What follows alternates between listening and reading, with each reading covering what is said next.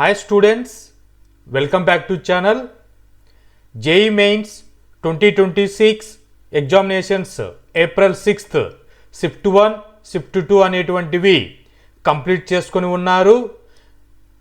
ఎవరైతే ఈ April 6th attend అయి ఉన్నారో వారందరూ కూడా మీరు అనుకున్నటువంటి గుడ్ స్కోర్ అటెంప్ట్ చేసి మంచి ర్యాంక్ కోసం రాసి ఉన్నారని అనుకుంటున్నాను.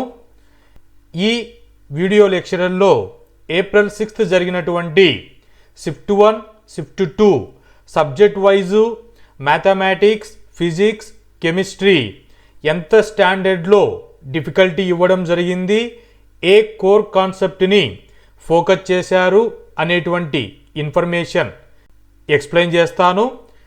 ఈ ఏప్రిల్ సెషన్లో జరిగినటువంటి షిఫ్ట్లన్నిటితో కంపారిజన్ చేసుకుంటే ఈరోజు వచ్చినటువంటి ఏప్రిల్ 6th జరిగినటువంటి షిఫ్ట్ 1 అనేటువంటిది వెరీ టఫ్ పేపర్గా కన్సిడర్ చేయవచ్చు అనేటువంటి ఇన్ డీటెయిల్ ఇన్ఫర్మేషన్ని మీకు క్లియర్ చేస్తాను. అలాగే షిఫ్ట్ 1, షిఫ్ట్ 2 ఈ ఏప్రిల్ 6th జరిగినటువంటి వాటికి పేపర్ డిఫికల్టీ స్టాండర్డ్ చూసుకొని గుడ్ అటెంప్ట్స్లో ఎన్ని చేయవచ్చు అనేటువంటి ఓవర్వ్యూ కూడా క్లియర్గా ఎక్స్ప్లెయిన్ చేస్తాను. 99%కి ఎన్ని ఎక్స్పెక్టెడ్ స్కోర్ వస్తే ఈ 2 షిఫ్ట్స్లలో మ్యాచ్ అవుతుంది అనేటువంటిది క్లియర్ చేస్తాను. Let's move to content. Shift 1 and shift 2 paper comparison అనేటువంటిది సబ్జెక్ట్ వైజు చెక్ చేసుకున్నప్పుడు మ్యాథమెటిక్స్ సబ్జెక్ట్ దగ్గరికి వస్తే షిఫ్ట్ 1లో మ్యాథ్స్ని హార్డ్ అండ్ లెంతీ క్వశ్చన్స్గా ట్రీట్ చేయవచ్చు. ఎందుకు అనంటే క్యాలిక్యులేషన్ ఉంది, కానీ లెంతీగా ప్రాబ్లమ్ సాల్వింగ్ అనేటువంటిది ఉంది, టైం అనేటువంటిది ఎక్కువగా కన్జ్యూమ్ అవుతుంది. హయ్యర్ ఈల్డ్లో vectors, 3D geometry, calculus topics మీద క్వశ్చన్స్ అనేటువంటివి ఫ్రేమ్ చేశారు ఈ షిఫ్ట్ 1కు మ్యాథమెటిక్స్ సంబంధించి. అదే షిఫ్ట్ 2 చూసుకుంటే మోడరేట్ టు హార్డ్ అండ్ లెంతీగా కన్సిడర్ చేయవచ్చు. ఎందుకు అనంటే హై ఈల్డ్లో integral calculus, conic sections, algebra మీద కవర్ చేశారు. క్వశ్చన్స్ అనేటువంటివి మోడరేట్ స్టాండర్డ్ నుంచి స్టార్ట్ అయ్యి హార్డ్గా, లెంతీగా, టైం కన్జ్యూమ్ అనేటువంటిది మ్యాథ్స్ సబ్జెక్ట్కి షిఫ్ట్ 1లో, షిఫ్ట్ 2లో జరిగింది. సో ఈ 2 షిఫ్ట్స్లో మ్యాథ్స్ అనేటువంటిది ఏ షిఫ్ట్లో డిఫికల్టీగా అండ్ హార్డ్గా ఉంది అని అంటే షిఫ్ట్ 1 అనేటువంటిది హార్డ్ అని ఈ 2 షిఫ్ట్స్లో కన్సిడర్ చేయవచ్చు. అదే ఫిజిక్స్ సబ్జెక్ట్ దగ్గరికి వచ్చినప్పుడు షిఫ్ట్ 1లో మోడరేట్ డిఫికల్టీగా క్వశ్చన్ పేపర్స్ని కన్సిడర్ చేయవచ్చు. ఈ షిఫ్ట్ 1లో క్యాలిక్యులేటివ్ బేస్ చేసుకొని రే ఆప్టిక్స్, ఎలక్ట్రోస్టాటిక్స్, థర్మోడైనమిక్స్ అనేటువంటి కీ కాన్సెప్ట్స్ మీద క్వశ్చన్స్ అనేటువంటివి హయ్యర్ ఈల్డ్లో ఫోకస్ చేయడం జరిగింది. షిఫ్ట్ 2 ఫిజిక్స్ పేపర్ని కంపారిజన్ చేసుకుంటే ఈజీ స్టాండర్డ్ నుంచి మోడరేట్ డిఫికల్టీ స్టాండర్డ్లో క్వశ్చన్ పేపర్ అనేటువంటిది డిజైన్ చేయబడి ఉంది. హయ్యర్ ఈల్డ్లో modern physics, semi conductors, atomic structure, mechanics మీద టాపిక్స్ అనేటువంటివి కవర్ చేశారు. సో ఈ ఫిజిక్స్ సబ్జెక్టు షిఫ్ట్ 1లో చూసుకున్నప్పుడు షిఫ్ట్ 2తో కంపారిజన్ చేసుకుంటే మోడరేట్ డిఫికల్టీ పేపర్గా కన్సిడర్ చేయవచ్చు. కెమిస్ట్రీ సబ్జెక్ట్ దగ్గరికి వచ్చినప్పుడు షిఫ్ట్ 1లో చూసుకుంటే మోడరేట్ డిఫికల్టీగా క్వశ్చన్ పేపర్ అనేటువంటిది డిజైన్ చేయబడింది. ఇక్కడ క్వశ్చన్స్ అనేటువంటివి ట్రికీగా ఇవ్వడం జరిగింది. ప్రీవియస్ 4th, 5th జరిగినటువంటి క్వశ్చన్ పేపర్తో కంపారిజన్ చేసుకుంటే కెమిస్ట్రీ ఈ షిఫ్ట్ అనేటువంటిది హార్డ్ షిఫ్ట్ అని కన్సిడర్ చేసుకోవచ్చు. ఎస్పెషలీ ఫిజికల్ కెమిస్ట్రీకి సంబంధించి న్యూమరికల్స్ అనేటువంటివి హయ్యర్ ఈల్డ్లో ఫోకస్ చేశారు. అవి లెంతీ స్టెప్స్లో ప్రాబ్లమ్స్ని సాల్వ్ చేయవలసి ఉంది. అలాగే ఆర్గానిక్ అండ్ ఇనార్గానిక్ అనేటువంటివి ఎన్సీఆర్టీ లెవెల్లో క్లోజ్గా క్వశ్చన్స్ అనేటువంటివి అడిగారు.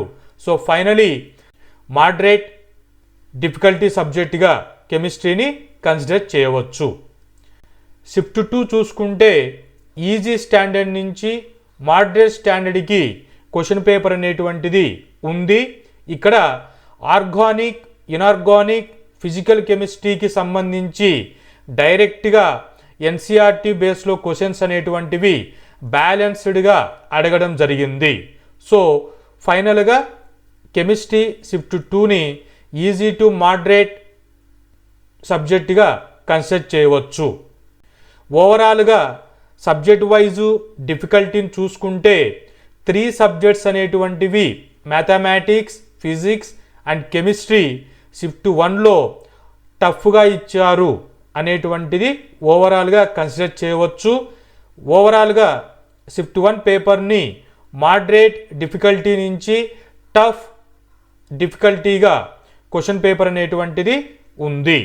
అదే షిఫ్ట్ 2 చూసుకుంటే షిఫ్ట్ 1తో చూసుకున్నప్పుడు మోడరేట్ డిఫికల్టీగా కన్సిడర్ చేయవచ్చు.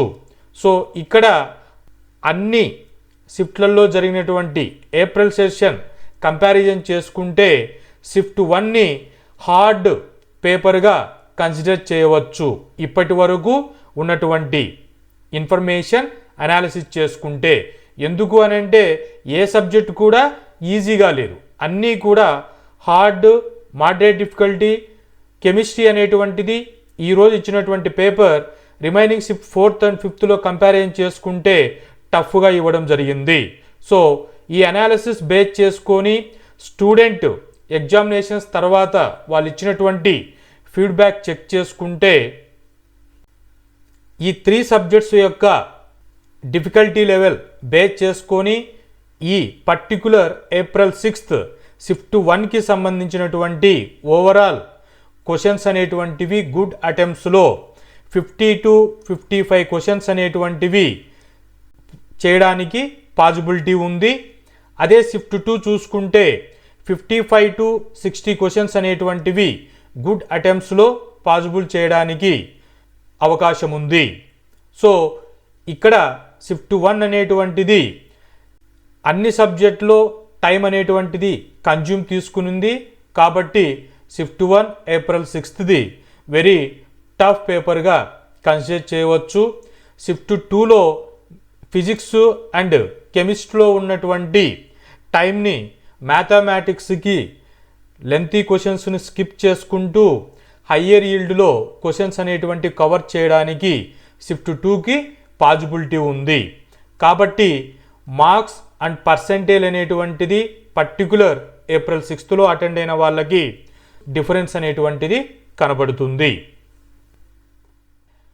ఓవరాల్గా ఏప్రిల్ 6th జరిగినటువంటి షిఫ్ట్ 1, షిఫ్ట్ 2 పేపర్స్ని కంపారిజన్ చేసుకొని ఎంత పర్సెంటేజ్కి ఎన్ని మార్క్స్ అనేటువంటిది రావచ్చు అనేటువంటి ఓవర్వ్యూ టేబుల్ అనేటువంటిది ప్రీవియస్ ట్రెండ్ బేస్ చేసుకొని ఈరోజు ఏప్రిల్ 6th జరిగినటువంటి పేపర్ స్టాండర్డ్ బేస్ చేసుకొని స్టూడెంట్ ఫీడ్బ్యాక్ని కన్సిడర్ చేసుకొని ఈ టేబులర్ కాలంని ఎక్స్పెక్టేషన్ మార్క్స్కి ఇంత పర్సెంటేజ్ అనేటువంటిది ఉంటుంది అనేటువంటి క్లియర్ ఇన్ఫర్మేషన్ మీకు ఇక్కడ ఎక్స్పోజ్ చేస్తున్నాను.